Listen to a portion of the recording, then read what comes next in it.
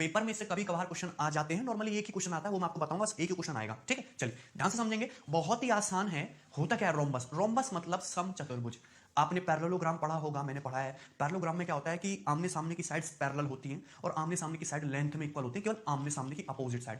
Rhombus भी एक type का पैरेललोग्राम है या फिर एक स्पेशल केस ऑफ पैरेललोग्राम है। रोम्बस एक ऐसा पैरेललोग्राम है जिसकी केवल आमने सामने की साइड बराबर ना हो, कि चारों साइड ही बराबर हो जाएं। तो मैं बना रहा हूं आपके सामने एक सुंदर सा रोम्बस। तो ये है आपका रोम्बस, इस तरीके से होगा। ये A B C D rhombus है, ये आपका ए बी सी डी हमने बनाया। इसमें आमने सामने की साइड पैरेलल है, यानी कि side A B is parallel to side C D और side A D is side parallel to side B C. और यहां पे चारों लेंथ इक्वल है। अगर ये स्मॉल ए है तो ये भी स्मॉल है, ये स्मॉल है, ये भी स्मॉल है, तो ये बन जाएगा आपका रोम्बस, यानी कि ए बी बराबर बी सी बराबर सी डी बराबर डी ए, यानी कि स्मॉल ए। चारों साइड बराबर होगी।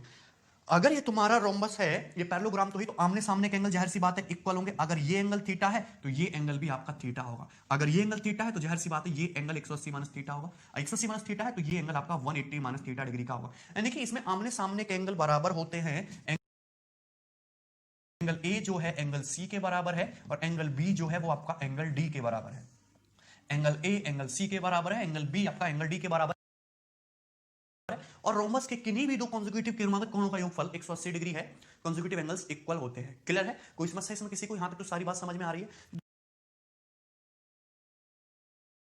दूसरी बात, एक खास बात मैं आपको बताना चाहूं, अगर मैं रोम्बस के दो डायगोनल बनाऊं तो एक डायगोनल तो आ गया ये आपका बीडी और दूसरा डायगोनल आ गया ये आपका डायगोनल एसी। तो आप देख सकते हैं कि दो डायगोनल जो है रोम्बस के, डायगोनल ये आपका BD and second diagonal diagonal AC, दोनों की लेंथ अलग अलग है। एक बड़ा है एक छोटा है। रोम्बस के डायगोनल लेंथ में इक्वल नहीं होते। AC is not equal to BD. Rhombus के डायगोनल्स जो होते हैं not in equal in length. Diagonals are not equal, ठीक है, डायगोनल्स बराबर नहीं होते। ऐसा क्यों होता है वो भी मैं आपको बताऊंगा।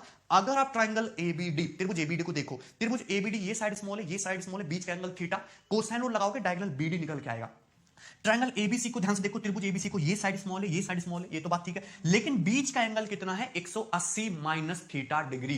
180 माइनस थीटा है, यहां पे थीटा था, तो कोसाइन रूल लगाओगे तो अलग अलग वैल्यू निकल के आएगी डायगोनल की, क्योंकि cos 180 माइनस थीटा नेगेटिव हो जाएगा। जाहिर सी बात है कि अगर ये तुम्हारा थीटा एक्यूट है, 180 माइनस थीटा ऑब्टूस है, तो एंगल थीटा के सामने है डायगोनल बीडी और एंगल 180 माइनस थीटा के सामने है डायगोनल एसी। अगर यहां पे ये एंगल थीटा ये आपका एक्यूट हो रहा है, एक्यूट, और ये एंगल थीटा एक्यूट हो रहा है, और एंगल 180 माइनस थीटा ये क्या है आपका ऑब्टूस, आप यहां पे देख सकते हो। तो एंगल थीटा के सामने बीडी डायगोनल ये होगा छोटा, और एंगल 180 माइनस थीटा ऑब्टूस एंगल के सामने ये डायगोनल एसी ये क्या होगा आपका बड़ा। दोनों डायगोनल छोटे बड़े होंगे। कोसाइन रूल से आप यहां पे आसानी से देख सकते हो। सिंपल सी बात है, ठीक है। इसमें जो मोटी मोटी बातें हैं आपको पता होनी चाहिए, मैं आपको जरूर बताऊंगा। मैं फिर से आपके सामने सुंदर सा रोम्बस बना रहा हूं, ध्यान से देखना। ये आपके सामने है एक रोम्बस, इस तरीके से हो गया आपका A B C D. Clear है? इसमें आमने सामने की साइड्स इक्वल हैं। ए बी जो है आपका सी डी के पैरेलल है और ए डी जो है बी सी के पैरेलल है। चारों लेंथ इक्वल है, स्मॉल ए स्मॉल ए स्मॉल ए स्मॉल ए। अब मैंने क्या खींचा, इसके दोनों डायगोनल मिला दिए। एसी आपका ऑब्टूस एंगल के सामने है, 180 माइनस थीटा के सामने बड़ा होगा, बीडी आपका एक्यूट एंगल के सामने छोटा होगा। दोनों डायगोनल एक दूसरे को पॉइंट ओ पे काटते हैं। AC is not equal to BD. Clear है? कोई समस्या इसमें? चलिए, अगर मैं यहां पे ट्रायंगल्स के बारे में बात करूं, ट्रायंगल एओबी और triangle COD, triangle AOB triangle COD, triangle AOB triangle COD, दोनों कॉन्ग्रुएंट ट्रायंगल है। कॉन्ग्रुएंट भी कैसे हैं पहले देखेंगे कि यहां पे लाइन सीडी लाइन एबी के पैरेलल है, तो अगर ये एंगल आपका अल्फा है तो ये एंगल भी आपका अल्फा होगा, होगा कि नहीं? ये एंगल आपका अल्फा है तो ये एंगल भी कितना होगा आपका alpha. This angle is alpha, so this angle is alpha. Clear है? आप देख सकते हैं यहां पे this angle is alpha, this angle is alpha. Clear है? कोई समस्या इसमें ना? ये एंगल यदि आपका अल्फा है तो ये एंगल भी अल्फा होगा, ये एंगल अल्फा है तो ये एंगल भी अल्फा होगा। कैसे? ध्यान समझना। रोम्बस के जो दो डायगोनल हैं, रोम्बस के जो दो डायगोनल हैं वो वर्टेक्स एंगल को बाइसेक्ट करते हैं। मैं लिख रहा हूं कि डायगोनल, रोम्बस के जो डायगोनल हैं, diagonal bisect vertex angle, diagonal bisect vertex angle. Rhombus के जो डायगोनल हैं वो वर्टेक्स एंगल को क्या करेंगे? बाइसेक्ट करेंगे। अगर ये एंगल आपका अल्फा है, ये एंगल भी आपका अल्फा होगा, ये एंगल अल्फा है तो ये एंगल भी अल्फा होगा। क्लियर है? कैसे? अब ध्यान से समझेंगे। मैं आपको पहले दिखाना चाहूंगा triangle A C D, triangle A B C, triangle A D C, triangle A B C, दोनों ट्रायंगल कॉन्ग्रुएंट है। कैसे? ये साइड भी स्मॉल है, ये साइड भी स्मॉल है, ये साइड भी स्मॉल है, ये साइड भी स्मॉल है। ये एंगल अल्फा, ये एंगल अल्फा, जाहिर सी बात है ये एंगल भी अल्फा, ये एंगल भी अल्फा, दोनों इक्वल इक्वल होने चाहिए भाई। ये अल्फा, ये अल्फा, ये अल्फा, ये अल्फा बराबर बराबर होगा। अरे क्लियर है कि नहीं? कोई समस्या इसमें? दोनों कॉन्ग्रुएंट सर्वांग सम त्रिभुज है। ये साइड स्मॉल है, ये साइड भी स्मॉल है। अगर मैंने थोड़ी देर के लिए इसको अल्फा मान लिया, ये साइड स्मॉल है तो ये भी तो अल्फा हो जाएगा ऑटोमेटिकली। ये अल्फा, ये भी अल्फा होगा, ये अल्फा, ये भी अल्फा होगा। बाइसेक्ट कर रहा है, बाइसेक्ट कर रहा है। ट्रायंगल एसीडी को ध्यान से देखिए, साइड स्मॉल है, ये साइड स्मॉल है, अगर ये एंगल अल्फा तो ये एंगल भी अल्फा, ये अल्फा तो अल्टरनेट ये भी अल्फा और ये भी अल्फा, ये साइड स्मॉल, ये साइड स्मॉल है, बाइसेक्ट कर रहा है। सिमिलरली अगर ये एंगल आपका थीटा है तो ये एंगल भी थीटा होगा, ये एंगल भी थीटा होगा, ये एंगल भी थीटा होगा। डायगोनल क्या करते हैं, उसके वर्टेक्स एंगल को बाइसेक्ट करते हैं। क्लियर है, कोई समस्या इसमें? चलिए अगर हम यहां पे बात करें triangle AOB, triangle COD, triangle AOB, triangle COD, आमने सामने के जो triangle, triangle AOB, triangle COD, side small है, साइड स्मॉल है, अल्फा अल्फा, थीटा थीटा, ये वर्टिकली अपोजिट एंगल इक्वल, तो ट्रायंगल एओबी, ट्रायंगल सीओडी दोनों आपस में कॉन्ग्रुएंट सर्वांगसम हो गए। अगर सर्वांगसम हो गए तो अल्फा के सामने साइड डीओ और अल्फा के सामने साइड बीओ बराबर होना चाहिए, यानी कि डीओ बराबर किसके हो जाएगा, बीओ के बराबर बीडी बाई टू, बराबर बीडी बाई टू। अगर कॉन्ग्रुएंट है तो थीटा के सामने साइड सीओ और यहां पे थीटा के सामने साइड एओ बराबर होना चाहिए, यानी कि सीओ बराबर एओ बराबर एसी बाई टू, बराबर एसी बाई टू। यानी कि रोम्बस के जो डायगोनल्स हैं वो क्या करते हैं, एक दूसरे को बाइसेक्ट करते हैं। Diagonal bisect each other, rhombus के जो डायगोनल हैं एक दूसरे को बाइसेक्ट करते हैं, बाइसेक्ट ईच अदर, एक दूसरे को समद्विभाजित करते हैं। क्लियर है, सिंपल सी बात। लास्ट और सबसे इंपॉर्टेंट पॉइंट जो आपको जरूर पता होना चाहिए, ये जो ट्रायंगल एबीडी है, त्रिभुज एबीडी को ध्यान से देखो, त्रिभुज एबीडी, त्रिभुज एबीडी, ये क्या आइसोसेलेस ट्रायंगल है, ये साइड स्मॉल है, ये साइड स्मॉल है, और ये है एओ, एओ क्या तुम्हारा एंगल बाइसेक्टर है। ट्रायंगल एबीडी को ध्यान से देखिए, ये आइसोसेलेस ट्रायंगल, साइड स्मॉल है, साइड स्मॉल है, एंगल बाइसेक्टर है, एंगल बाइसेक्टर हम खींचेंगे तो ये तुम्हारा एल्टीट्यूड भी तो होना चाहिए अपोजिट साइड पे, यानी कि ये एंगल कितने का बनेगा, 90 डिग्री का बनेगा। ये बात सबको समझ में आती है, यानी कि रोम्बस के जो डायगोनल है वो एक दूसरे को बाइसेक्ट करेंगे, but at 90 degree, bisect each other at 90 degree के एंगल पे एक दूसरे को बाइसेक्ट करते हैं।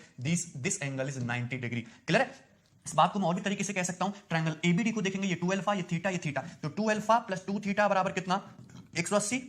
सो अल्फा प्लस थीटा कितना आ गया, 90 डिग्री। अल्फा प्लस थीटा 90, ये एंगल अल्फा, ये एंगल थीटा, सम 90 है, तो ये एंगल कितना बचेगा, 90 डिग्री। अगर ये 90 डिग्री है तो जाहिर सी बात है this angle is again 90, this angle is again 90, this angle is again 90, यानी कि रोम्बस के डायगोनल एक दूसरे को 90 डिग्री के एंगल पे बाइसेक्ट करते हैं, जो कि बहुत इंपॉर्टेंट बात थी, आपको पता होनी चाहिए। ठीक है, क्लियर है, कोई समस्या इसमें? चलिए आगे देखेंगे नेक्स्ट और वेरी इंपॉर्टेंट पॉइंट। ठीक, चलो ये तो थी रोम्बस के बारे में बातें, आप सबको पता भी होंगी। अगर हम रोम्बस के एरिया के बारे में बात करें या पेरीमीटर के बारे में, मैं आपके सामने एक रोम्बस बनाता हूं फिर से, A B C D, A B C D. Clear है, ये हो गया rhombus A B C D.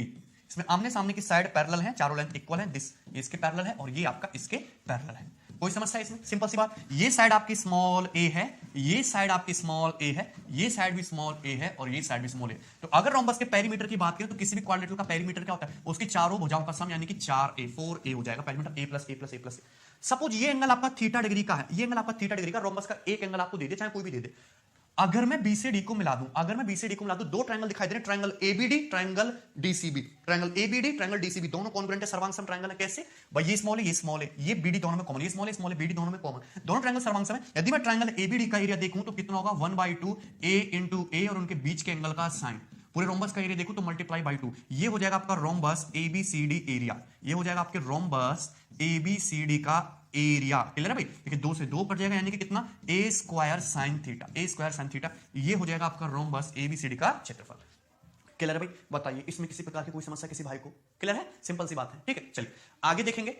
Next very important चीज, मैंने आप सभी लोगों को बताया कि जो रोम्बस के जो डायगोनल हैं वो 90 डिग्री के एंगल पे काटते हैं। मैंने आपको ये एक इस तरीके से एक रोम्बस तैयार करके दिया, ठीक, A B C D, A B C D, और ये हो गया आपका डायगोनल एसी, ये हो गया आपका डायगोनल बीडी, और एक दूसरे को पॉइंट 2 पे काटते हैं। This angle is 90 degree. Diagonal AC की लेंथ को मैंने मान लिया ये D1 है, डायगोनल बीडी की लेंथ को मैंने मान लिया ये D2 है। क्लियर है, मैंने आपको चीज बताई थी कि किसी भी पैरेललोग्राम के यदि दो डायगोनल D1 और D2 हो, यदि किसी पैरेललोग्राम के दो डायगोनल D1 D2 हो तो उस पैरेललोग्राम का एरिया होता है 1/2 D1 D2 और उनके बीच के एंगल का साइन, यानी कि sine theta, 1/2 D1 D2 sine theta, यही बताया था हमने, 1/2 D1 D2 sine theta.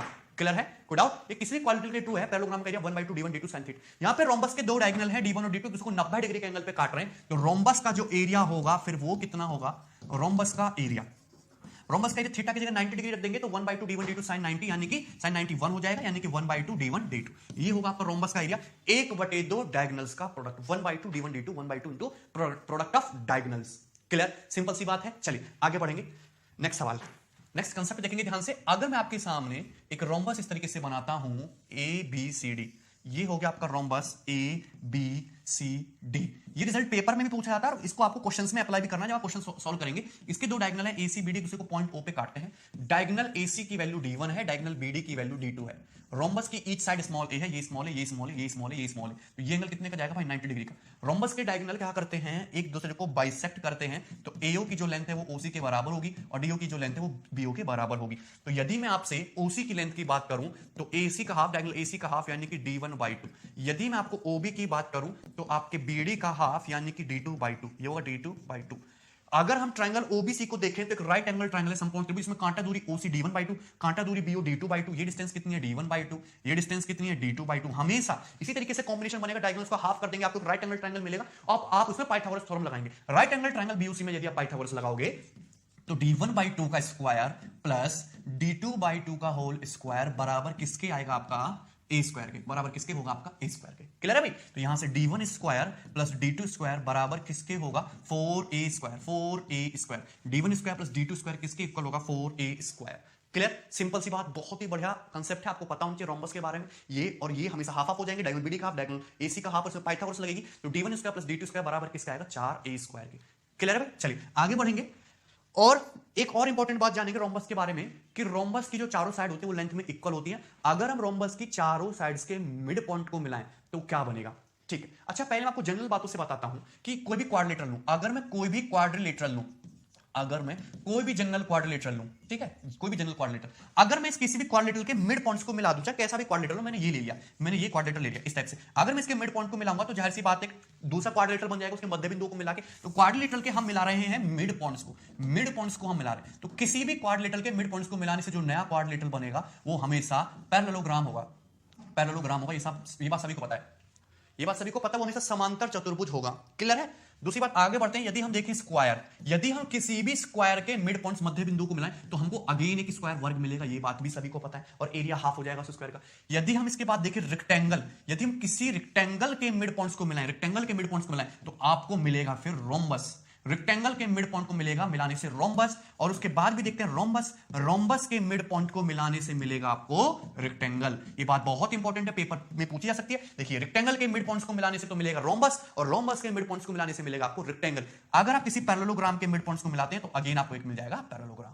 Clear है? सिंपल सी बातें, ये सारी बातें पेपर में वन लाइनर क्वेश्चन में प्री में या मेंस में पूछी जा सकती हैं। क्लियर है? तो हम बात करने वाले हैं रोम्बस के मिड पॉइंट्स को मिलाने से रेक्टेंगल कैसे बनता है। ठीक है, चलिए सपोज कि हमारे पास एक रोम्बस है, इस तरीके से ABCD बड़ा सा बनाते हैं, ये हो गया rhombus ABCD। So this is A, ये B हो गया, ये C हो गया और ये D हो गया, रोम्बस ABCD। क्लियर? चलिए, हमने इसके दो डायगोनल खींचे, आपके डायगोनल AC, सॉरी डायगोनल नहीं खींचने, आपको डायगोनल नहीं खींचने, इसमें खींचना क्या है, आपको इसके मिड पॉइंट्स को मिलाना है, रोम्बस के मिड पॉइंट्स को मिलाना है। क्या फिगर बनेगा वो देखते हैं। तो रोम्बस के साइड AB का मिड पॉइंट हो गया P, BC का मिड पॉइंट Q, CD का मिड पॉइंट R और AD का मिड पॉइंट इस तरीके से S। हमने इस तरीके से मिला दिया, ये P Q R S को इस तरीके से हमने मिला दिया। तो देख सकते हैं एक नया क्वाड्रेटर बन गया सुंदर सा P Q R S। Mid points को मिलाने से क्या बन गया, P Q R S। And मैं कह रहा हूं कि P Q R S is a rectangle, P Q R S एक आयत है। क्लियर? कैसे है, अब ये ध्यान से समझना, P Q R S एक रेक्टेंगल है। चलिए, अगर मैं आपका सपोज डायगोनल AC को मिला दूं, डायगोनल AC को यदि मैं थोड़ी देर के इस तरीके से मिला देता हूं, डायगोनल AC को ध्यान से देखें, डायगोनल AC को ट्रायंगल ABC, त्रिभुज ABC में ऑब्जर्व करो, त्रिभुज ABC में ट्रायंगल ABC में ऑब्जर्व करो, तो ट्रायंगल ABC में जब आप ऑब्जर्व करोगे तो ये साइड AB का मिड पॉइंट है P, साइड BC का मिड पॉइंट है Q, तो मिड पॉइंट थ्योरम से जो PQ की लेंथ है, PQ की लेंथ है वो AC का हाफ आएगी, डायगोनल AC का हाफ आएगी, डायगोनल AC का। सिमिलरली ट्रायंगल ADC में ऑब्जर्व करो, AD का मिड पॉइंट S है, CD का मिड पॉइंट R, तो मिड पॉइंट थ्योरम से RS की वैल्यू AC का हाफ आएगी, यानी कि PQ जो है RS के इक्वल आ गया। यानी कि जो नया क्वाड्रेटर बन रहा है इसमें आमने सामने की साइड्स इक्वल है, PQ बराबर RS, ये तो मुझे पता चल गया।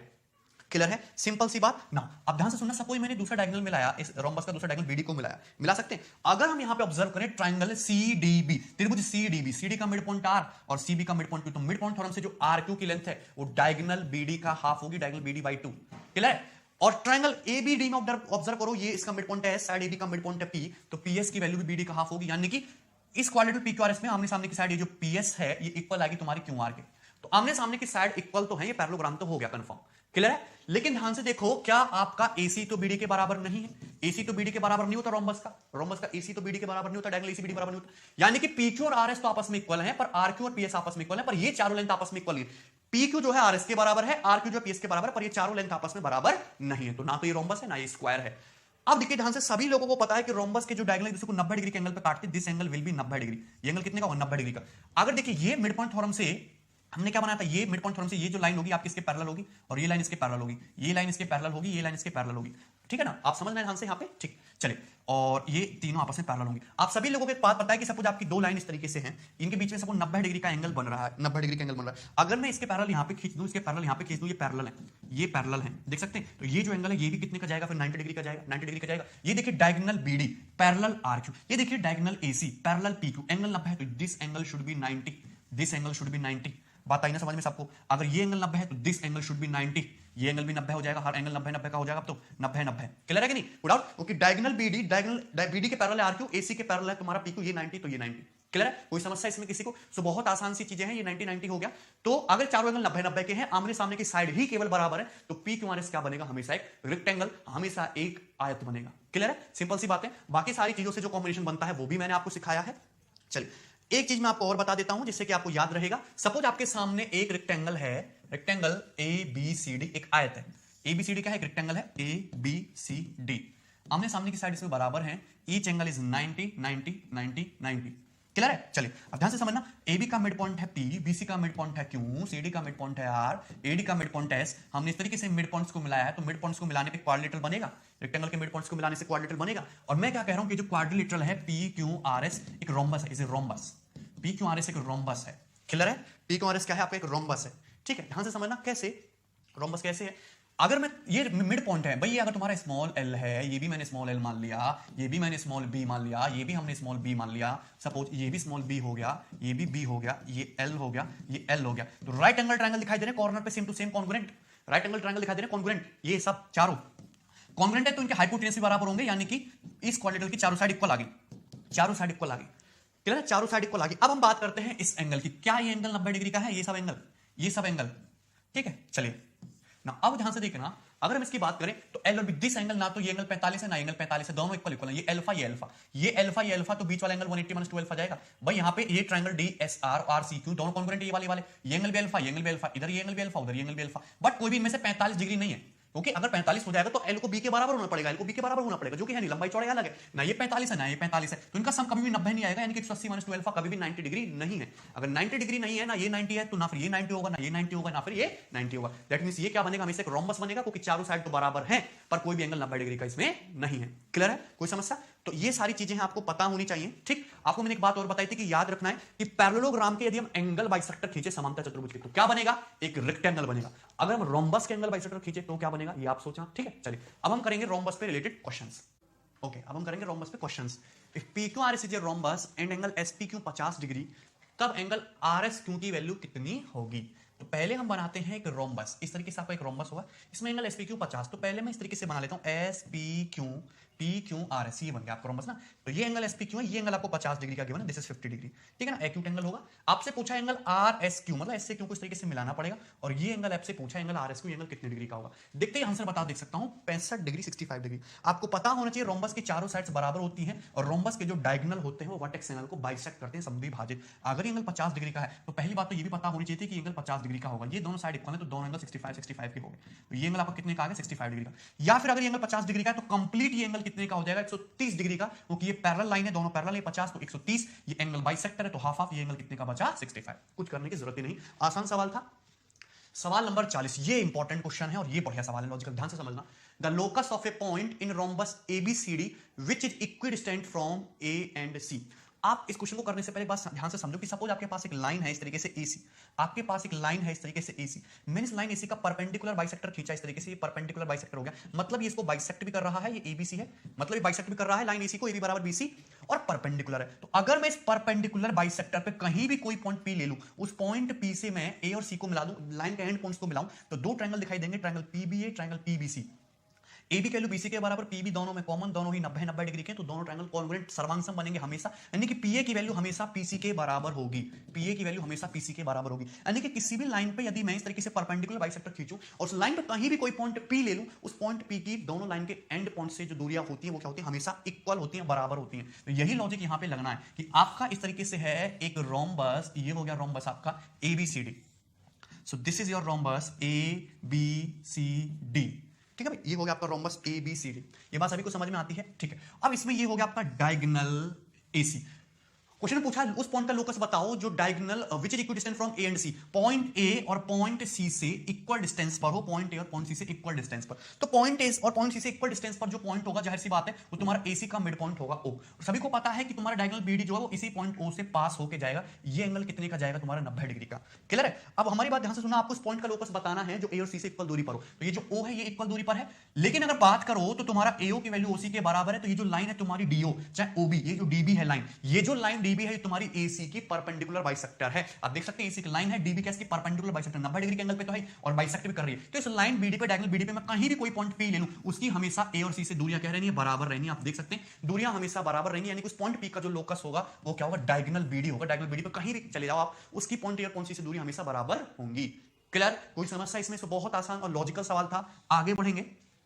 सवाल number 41, important question. In rhombus ABCD angle A बराबर 60। रोम्बस में 60 डिग्री एंगल एक स्पेशल केस होता है, समझना। हमने एक रोम्बस बनाया आपके सामने ए बी सी डी, और इसमें बोल दिया कि भैया एंगल ए जो है आपका 60 डिग्री का है, ठीक है। ए बी जो है वो आपका 12 है, तो जाहिर सी बात है एडी भी 12 होगा, डीसी भी 12 होगा, बीसी भी 12 होगा। Find length of diagonal BD की लेंथ आपसे पूछिए, आंसर 12 सेंटीमीटर। कुछ करने की जरूरत नहीं।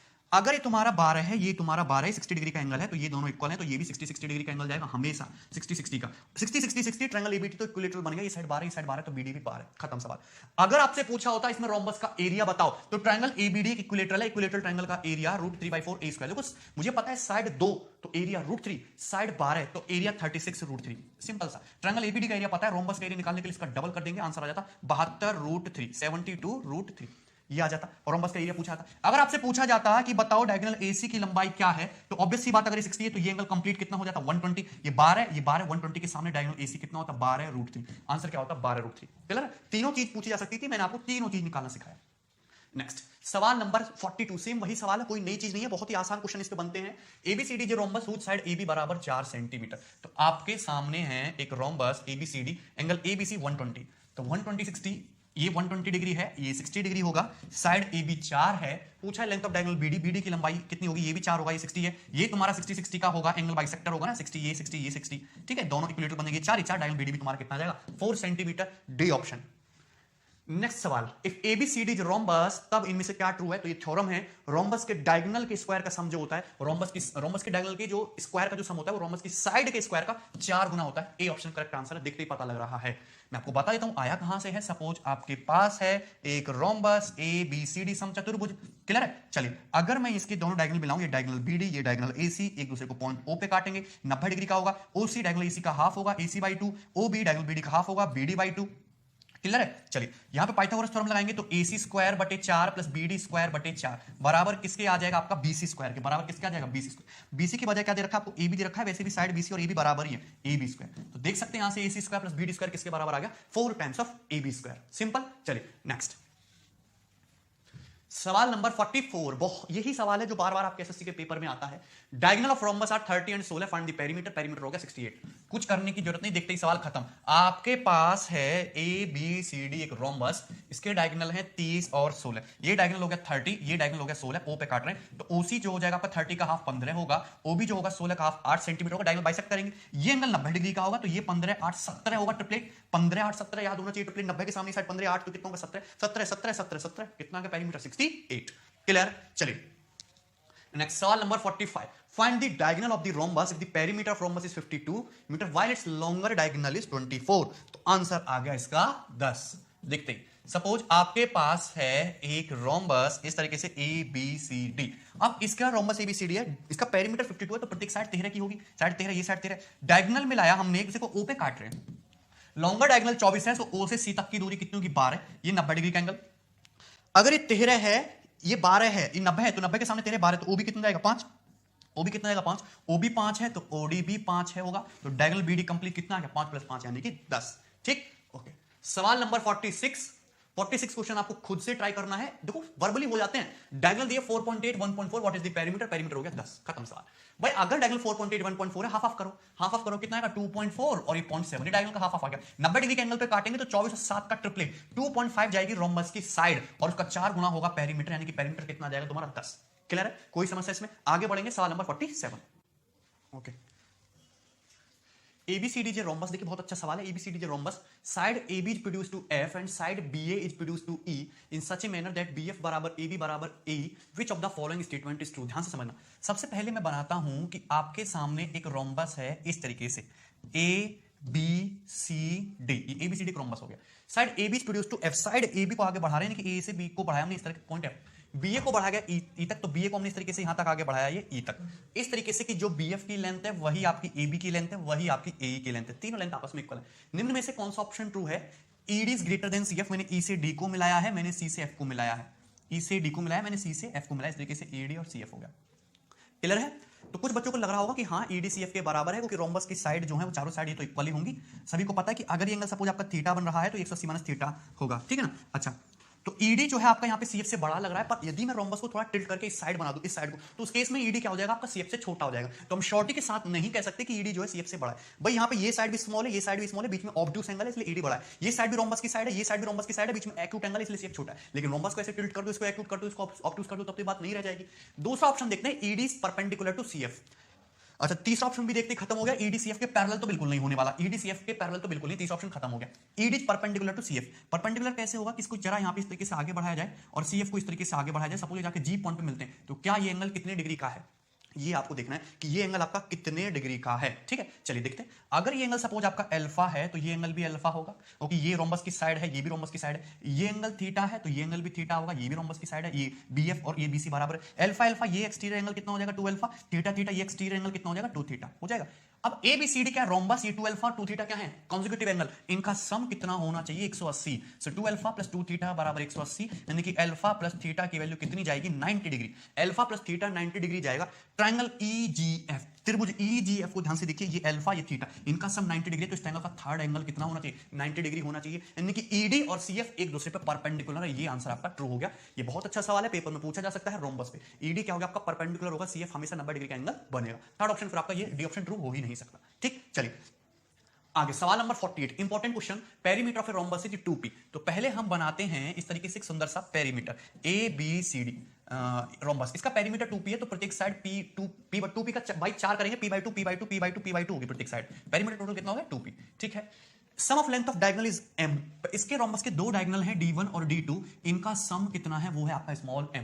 आपसे पूछा है कि रोम्बस का एरिया क्या है। रोम्बस का एरिया तो 1/2 D1 D2 होता है। D1 D2 का प्रोडक्ट चाहिए हमको, क्या करना पड़ेगा दोनों तरफ से स्क्वायर। यदि मैं इसका स्क्वायर करूं तो D1 square plus D2 square plus 2D1 D2 किसके इक्वल जाएगा m स्क्वायर के इक्वल जाएगा। यहां से अगर देखेंगे तो ये D1 square plus D2 square यानी कि डायगोनल का स्क्वायर। सभी को पता है कि रोम्बस के दो डायगोनल होते हैं, O पे इस तरीके से काटेंगे, ये D1/2 जाएगा डायगोनल OC, ये D2/2 जाएगा डायगोनल OB।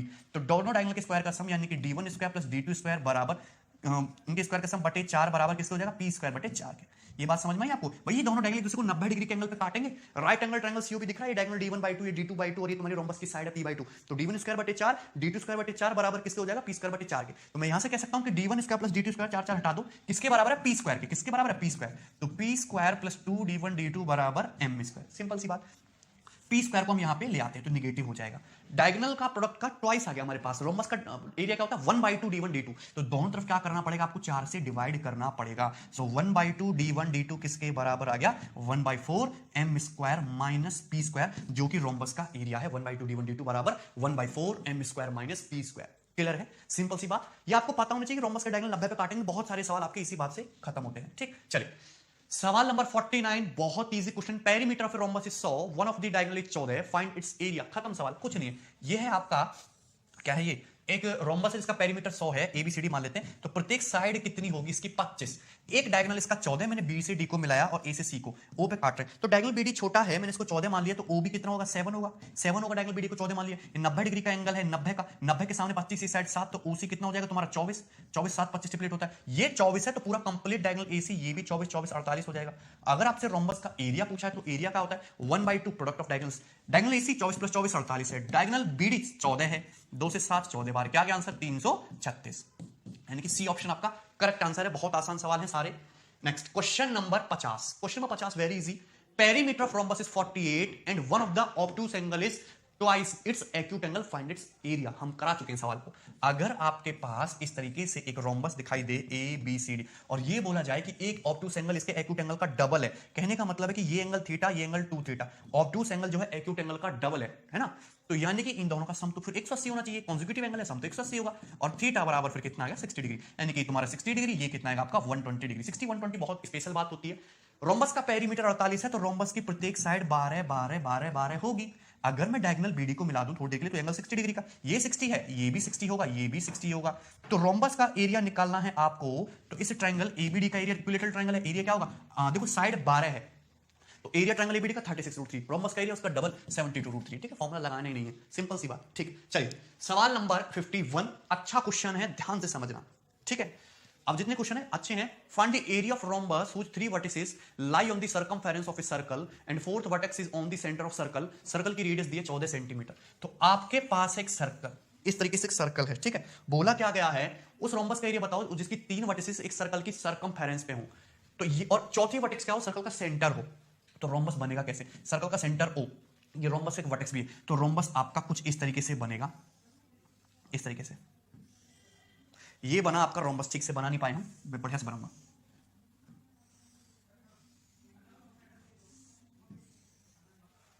नहीं बना, ये हो गया सर्कल का सेंटर ओ, ठीक है, सर्कल भी मिट गया हमारा, तो ये हो गया सर्कल कंप्लीट, और यहां पे हमने बना दिया, ये बन गया आपका रोम्बस। अब देखिए सुंदर सा दिख गया रोम्बस सभी को, सर्कल का सेंटर क्या है, ये आपका ओ पॉइंट है, इस तरीके से आपका रोम्बस बनेगा।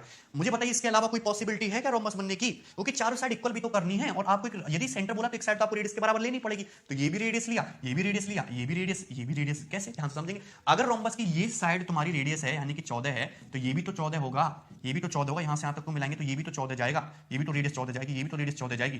क्लियर है भाई। अल्टीमेटली है क्या कि दो इक्विलेटरल ट्रायंगल को रख दिया गया चिपका के, दो इक्विलेटरल ट्रायंगल को रख दिया गया चिपका के, रोम्बस बनके तैयार हो गया आपका। ठीक है ना। रोम्बस का एरिया आपसे पूछा, बहुत आसान सवाल है। देखिए 14 है, ये 14 है, ये 14 है, ये 14 है, ये 14 है, ये साइड भी 14 है आपकी। ठीक है, चलिए आपसे एरिया पूछा है, तो देखो इक्विलेटरल ट्रायंगल की साइड है कितनी, 14। इक्विलेटरल ट्रायंगल की साइड 2 हो तो एरिया कितना आता है √3। अगर साइड 14 है 7 गुना तो एरिया कितना आएगा 49√3। ये इक्विलेटरल ट्रायंगल इसका एरिया आएगा, रोम्बस का एरिया इसका डबल होगा, यानी कि कितना 98√3। खत्म। क्लियर, सिंपल सा सवाल था। आगे बढ़ेंगे, सवाल नंबर 52। ये बहुत अच्छा क्वेश्चन है, इसको ध्यान से समझना। One diagonal of a rhombus is 42 centimeter and perimeter is 140 centimeter. Find the radius of circle inscribed in the rhombus. Rhombus के अंदर जो सर्कल बनेगा, जो inscribed होगा, उसकी रेडियस क्या होगी। चलिए सबसे पहले हम बनाते हैं एक रोम्बस। ये बनाया हमने एक रोम्बस सुंदर सा, ये हो गया, जिसका पेरीमीटर है 140। ये हो जाएगा आपका rhombus A B C D, rhombus A B C D. अब इसके अंदर एक सर्कल इंस्क्राइब्ड है, मतलब एक सर्कल इस तरीके से खींचा गया है, जो सर्कल जो रोम्बस की चारों साइड्स को इस तरीके से इंटरनली टच करता है, तो ये हो जाएगा आपका सर्कल। कोई समस्या नहीं है। रोम्बस का पेरीमीटर 140 है, तो रोम्बस की प्रत्येक साइड 35 35 और 35 होगी। सो रोम्बस की प्रत्येक साइड 35 35 35 होगी। अब बताइए इसमें किसी को कोई समस्या। चलिए find the radius of circle. इसके अंदर जो सर्कल, ये जो बना है, इसकी रेडियस निकालिए। सपोज सर्कल का सेंटर है ये ओ, रोम्बस का एक डायगोनल 42 दिया है, तो मैंने रेडियस निकाली, ए से ओ को मिलाया, ओ से बी को मिलाया, ये एंगल कितना जाएगा आपका 90 डिग्री का जाएगा। ये एंगल कितने का जाएगा आपका 90 डिग्री का।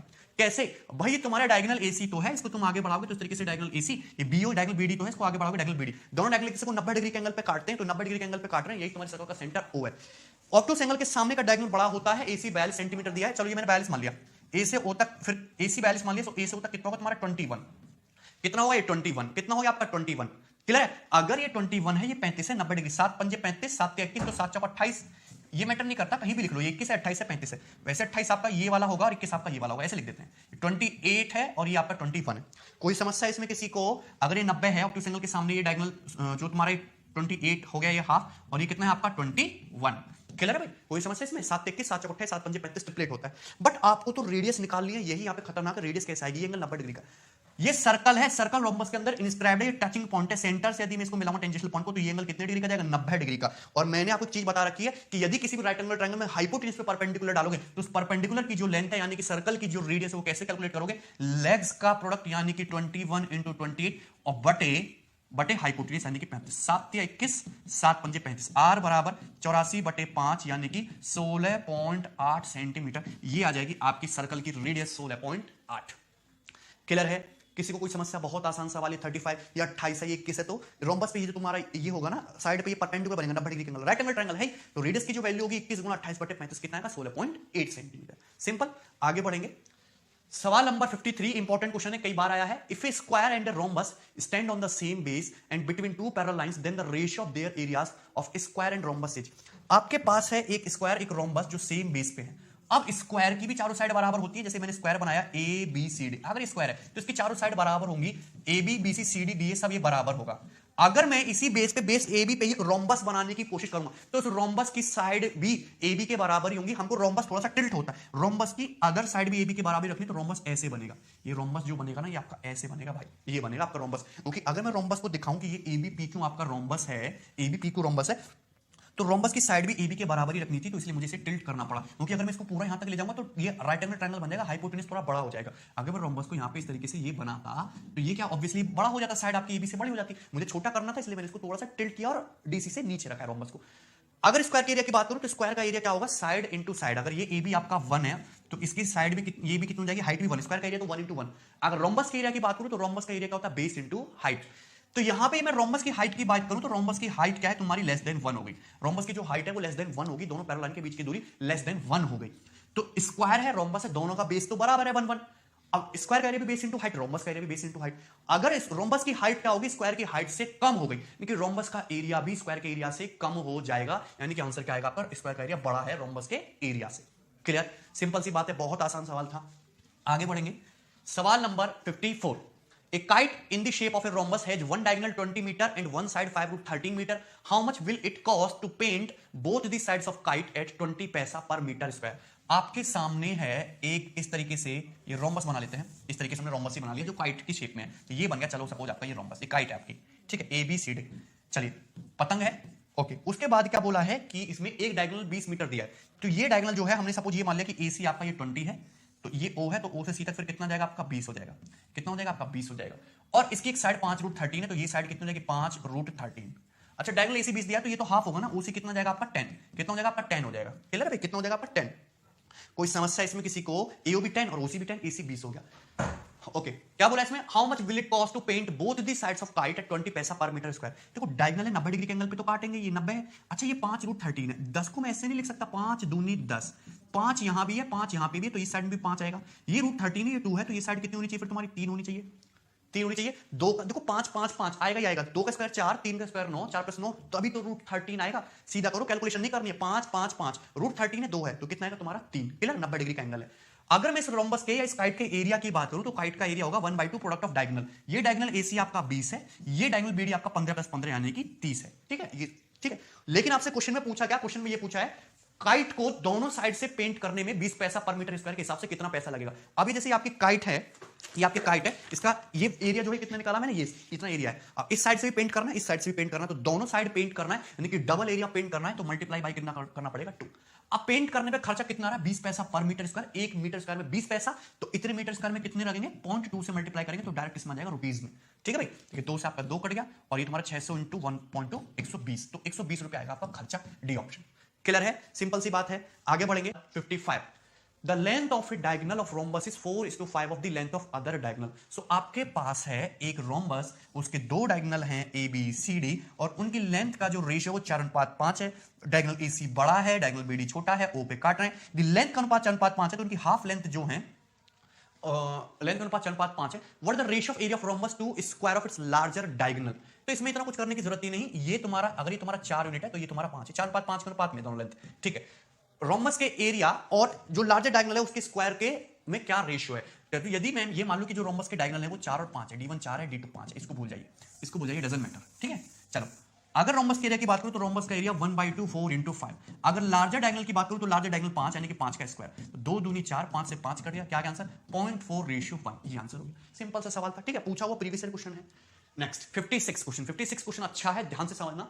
A circle is circumscribed by the rhombus which in turn is made up by the joining the midpoints of a rectangle whose side 12 cm 16 cm respectively. What is the area of circle? Okay. सबसे पहले था आपके पास एक rectangle, सबसे पहले था आपके पास इस तरीके से एक रेक्टेंगल, समझते हैं ना ध्यान से, रेक्टेंगल था।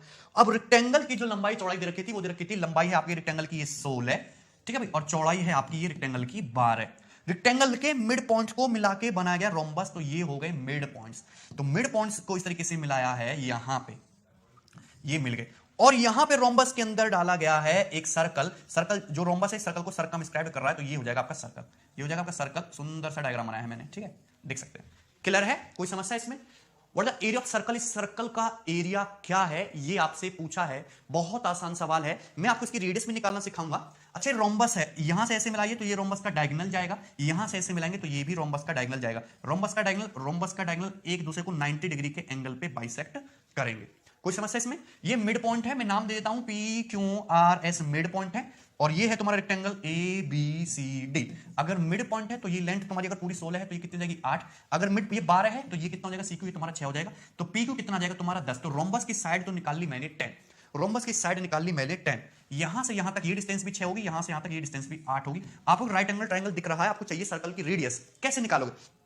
6, 8, 10 राइट एंगल ट्रायंगल सबको दिखाई देता है, सर्कल का सेंटर है, सेंटर से यदि मैं इसको मिलाऊंगा टेंजेंशियल पॉइंट को, तो ये एंगल कितने का जाएगा, 90 डिग्री का, और ये रेडियस आर होगी। राइट एंगल ट्रायंगल में हाइपोटेन्यूज पे परपेंडिकुलर डालोगे तो रेडियस की वैल्यू कैसे निकालोगे? फॉर्मूला होता है सिंपल सा, लेग्स का प्रोडक्ट यानी कि 6 × 8 बटे हाइपोटेन्यूज यानी कि 24/5। तो सर्कल की जो रेडियस होगी वो कितनी होगी, 24/5। अगर सर्कल की रेडियस 24/5 है तो सर्कल का एरिया कितना होगा, पाई आर स्क्वायर यानी कि pi into 576/25, pi into 576/25। C option आपका करेक्ट आंसर होगा।